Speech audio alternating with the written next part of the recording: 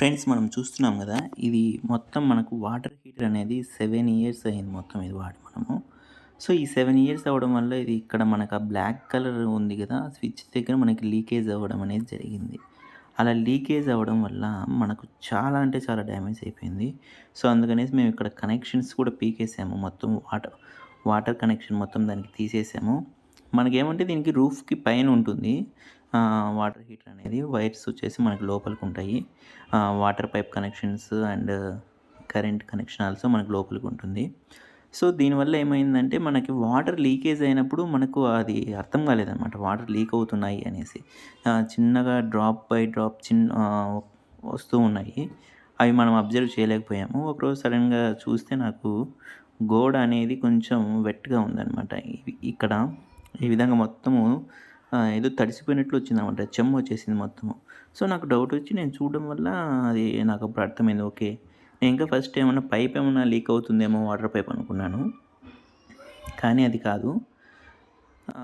తర్వాత నేను అది చూస్తే అక్కడ వాటర్ హీటర్ అనేది లీక్ అవుతా ఉంది. సో, అప్పుడు మేము వెంటనే ఎలక్ట్రీషియన్ పిలిపించి దాన్ని పైప్ కనెక్షన్ తీపిచ్చామనమాట. చాలా డ్యామేజ్ అయింది ఫ్రెండ్స్.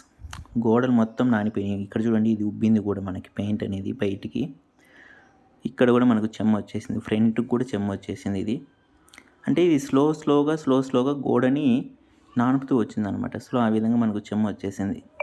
సో, దీనివల్ల నేను చెప్పేది ఏమంటే, మనకు 5-6 ఇయర్స్ అయిపోయింది అంటే వెంటనే మనం వాటిని ఒక్కోసారి క్రాస్ చెక్ చేసుకుంటూ ఉండాలన్నమాట. ఏమైనా డ్యామేజ్ ఉందా లేదా. నేను అడిగాను ఎలక్ట్రీషియన్ కూడా అడిగితే వాళ్ళు ఏమన్నారంటే, మనకు 5 ఇయర్స్ కంటే ఇవి ఎక్కువ యూజ్ చేయకూడదు అని చెప్పారు. అంటే దాని తర్వాత కామన్‌గా ఇష్యూస్ వస్తూ ఉంటాయి అని అన్నారు. ఇక లైట్‌గా అదేదో చెదలు కూడా వచ్చినట్లుంది. అది కూడా చూడాలి తర్వాత మేము. సో, అందుకే జాగ్రత్తగా 5 ఇయర్స్ అబోవ్ ఉన్నటువంటి అన్ని హీటర్స్‌ని మనం ఒకసారి క్రాస్ చెక్ చేసుకుంటే చాలా మంచిగా ఉంటుంది. ఇది అందరికీ ఉపయోగపడుతుంది అనేసి నేను ఈ వీడియో తీస్తున్నాను. మళ్ళీ మేము కొత్తదైతే బిగించాలి ఫ్రెండ్స్. ఆ వీడియో కూడా నేను వీలైతే పోస్ట్ చేస్తాను. ఒకటి ఈ ఉగాదికి తీసుకొని దాన్ని ఇన్‌స్టాలేషన్ చేపించాలని మేము అనుకున్నాము. సో, అందుకే ఇంకా ఏం తీసుకొని రాలేదు. సో, ఇలా పైన మనం రూఫ్‌కి పైన పెట్టుకోవడం వల్ల కొంచెం డిసడ్వాంటేజెస్ అయితే ఉన్నాయనేసి మాకు అర్థమైంది.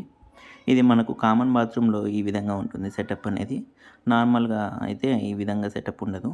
ఈ వీడియో మీకు నచ్చినట్లయితే లైక్ చేయండి, షేర్ చేయండి, సబ్స్క్రైబ్ చేసుకోండి. పక్కనే బెల్ ఐకాన్ ఉంటుంది, క్లిక్ చేయండి.